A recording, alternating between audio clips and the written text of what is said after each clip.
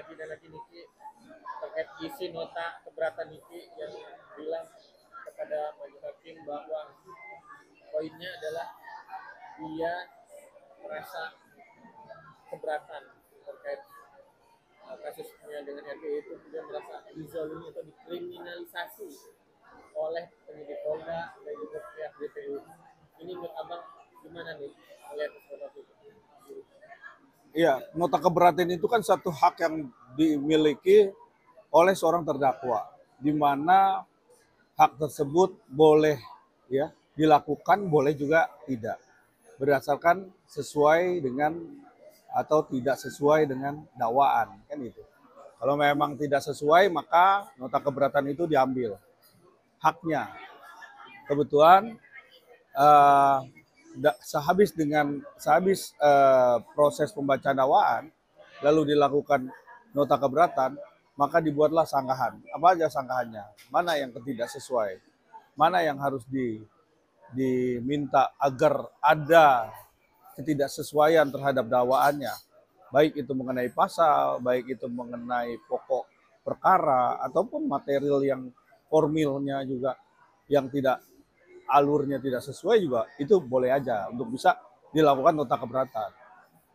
Tinggal nanti bagaimana dari nota keberatan ini majelis menerima nggak gitu, ada nggak korelasinya, ada nggak hubungannya, ada nggak bentuk daripada apa yang dirasa keberatan itu menjadi satu tolak ukur seorang hakim untuk bisa menerima.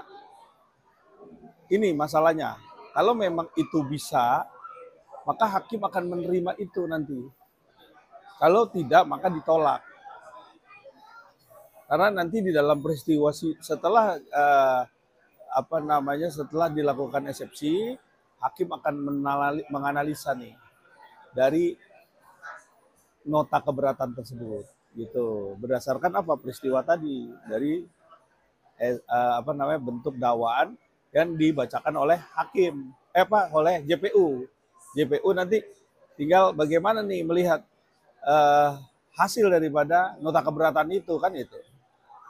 Tapi selama ini nih Bang, selama Bang menjadi advokat hukum, Niki isi dari nota keberatannya itu minta tidak kasus pidananya ditangguhkan atau dihentikan, dengan meminta menyelidiki kasus perdatawan proses itu yang sedang berjalan yang dalam tahap sekarang mediasi. Menurut abang sendiri gimana? Ya, yang dinamakan hukum pidana ini kan harus terjadi alur cerita dan fakta sidang dulu.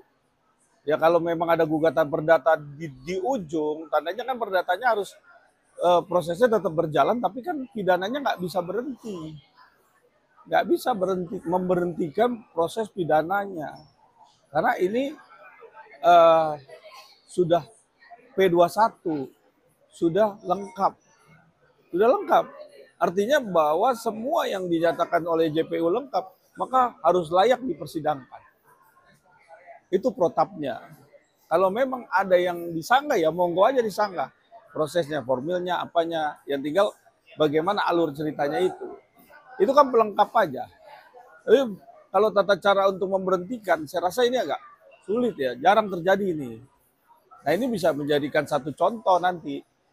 Ya kan, satu contoh bahwa kok perkara pidana bisa berhenti dengan perkara perdata dalam proses masih bersidang, kan gitu. Yang namanya orang meminta kepada majelis, karena majelis kan mempunyai hak untuk bisa memberhentikan, ya berdasarkan apa? Berdasarkan alasan-alasan yang kuat, karena dia ada pertanggungjawabannya terhadap KY, kan gitu. Kalau nanti dia melakukan itu, apa impact-nya, bagaimana yang terjadi, kan gitu. Dia harus pikirkan panjang dan dia harus lakukan suatu proses hukum ini secara objektif dan benar-benar akuntabel. Berarti bisa dibilang permintaan itu sia-sia, bakalan ditolak Bang oleh majelis. Ya kalau masalah ditolak atau sia-sia, ini kan yang mempunyai kekuatan haknya ini kan yang diambilkan oleh majelis. Majelis mempunyai kekuatan loh, bisa menghentikan juga. Tapi kan jarang ini terjadi. Karena hakim ini juga punya beban apa? Beban moral, dan sanksi sosialnya. Kalau memang ini dilakukan oleh hakim. Karena ini menjadi contoh kan. Karena jangan sampai nanti ada perkara pidana seperti ini juga, terjadi gugatan perdata, berhenti juga kasusnya. Jadikan jurisprudensi. Ini harus tepat hakim dalam melakukan satu tindakan dan putusan gitu untuk menerima atau tidak kan gitu. Terkait pernyataan Niki bilang sebenarnya RG ini menyerang dokter Amira itu dokter, tapi malah yang petunjuknya ke saya ke dia terus. Ini gimana sama seperti itu? Seharusnya dokter tidak akan digadekan dengan itu. Ya, kalau kita bicara masalah siapa yang melakukan ya tindakan-tindakan tersebut dari pasal yang disangkakan ini, misalnya ada personal orang lain yang harus dilibatkan, tentunya harus dilakukan pada waktu proses BAP di polisian. Ya, misalnya ada yang terlibat orang lain, kenapa harus ada lagi terlibat, kenapa harus dia gitu. Ini kan mens reanya dari seorang yang melakukan tindak pidana, dugaan itu.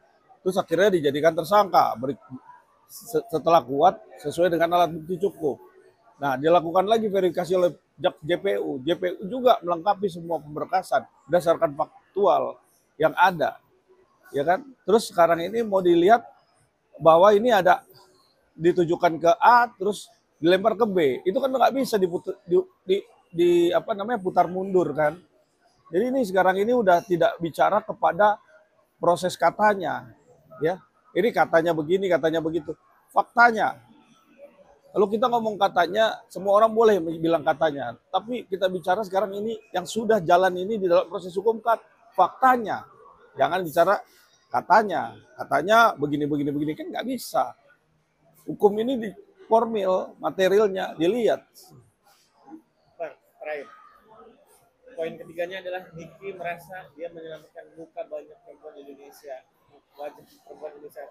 Tapi kenapa malah dia yang di penjara, yang dizolimi, dikriminalisasi?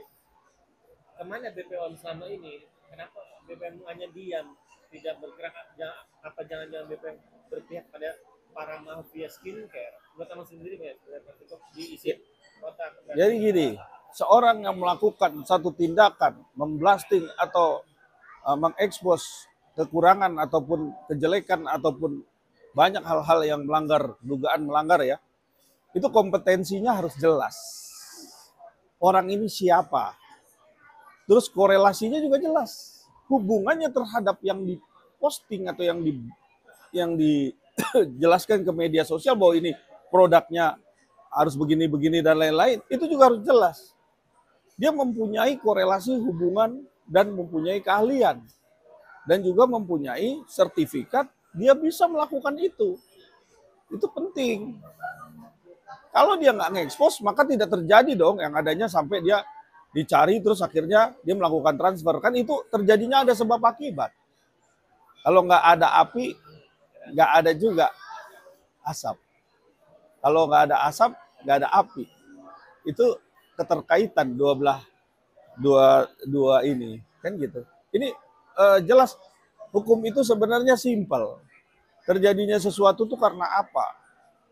Kalau ada kesepakatan bisnis, ya, itu dituangkan di dalam klausul bahwa dia adalah seorang public figure, dia melakukan endorse suatu produk, dia begini. Nah, ada poin-poin mengikat dan terikat. Nah, ini terjadinya suatu kesepakatan yang halal. Artinya dalam kurung halal itu adalah kesepakatan yang disepakati oleh dua belah pihak secara halal, secara sadar. Kalau ini nggak sadar dalam paksaan, maka ini tidak bisa dikatakan sepakat. Namanya kesepakatan. Harus benar-benar sadar. Oh ya, gue melakukan ini, sadar gue. Gitu loh. Cuma kalau ujuk-ujuk bisa transfer berdasarkan apa? Karena ada apa? Nah, sedikit terakhir. Dan ini masih tetap menyangkal kalau dia tidak memeras. Dia malah RG yang mengejar asistennya Mak Wil dengan ngasih duit secara cuma-cuma dari 4 menjadi 2. Gimana kita tahu? Iya, kalau itu kan teknis. Bagaimana cara memberikan dana uang itu sampai dengan ke masing-masing. Lewat si A, lewat si B, lewat si C. Dan sekarang semua itu bergantung kepada apa? Ada sebabnya kan dia melakukan itu. Nah ini kan juga hakim pasti melihat itu. Gak mungkin ujuk-ujuk dikasih duit 4M, 2M. enak banget kan? Boleh juga dong saya kan, tiba-tiba dikasih duit, tiba-tiba ngobrol dikasih duit sebegitu besarnya ya. Nah itu juga suatu hal yang perlu dipertanyakan. Nah kalau memang itu ada kesepakatan, maka kesepakatan itu harus benar-benar dilihat isinya. Terakhir terkait dia ngomong BPOM, ada pro kontra antar netizen dan pihak BPOM akhirnya berbicara dan klarifikasi, dia akan oke, kita akan segera uji masukan dari masyarakat, bukan hanya dari artis. Akhirnya pihak BPOM Ya karena kan regulasi di Indonesia itu harus sudah diatur. Bagaimana caranya dia melakukan satu tindakan di mana dia harus punya kompetensi. Nah ini harus jelas karena jangan sampai ini menjadi satu power pada setiap orang yang melakukan expose, yang melakukan tindakan-tindakan membelas ataupun mengekspos barang-barang apa namanya obat-obatan atau skincare tertentu untuk bisa menjatuhkan satu dan lainnya. Itu kan jadi nggak sehat sebenarnya. Makanya sekarang ini pemerintah harus cukup aware dalam hal ini untuk memberikan kompetensi lembaga mana yang boleh untuk mengekspos. Siapa saja orang yang harus bisa mengekspos barang-barang yang dirasa ini melanggar produknya, melanggar aturan. Dan bagaimana caranya supaya aturan ini jelas. Itu juga nanti menjadikan satu PR juga kan. Dan sekarang memang sudah diatur karena bukan nggak boleh ya orang walaupun dia harus jelas di sini harus ada kompetensinya orang memblasting oh ini barangnya jelek nih barangnya ini gue punya kan ini nggak jatuhnya apa kompetensinya nggak ada untuk bisa melakukan apa tindakan seperti itu. Nah ini harus dibuat aturannya juga harus jelas gitu.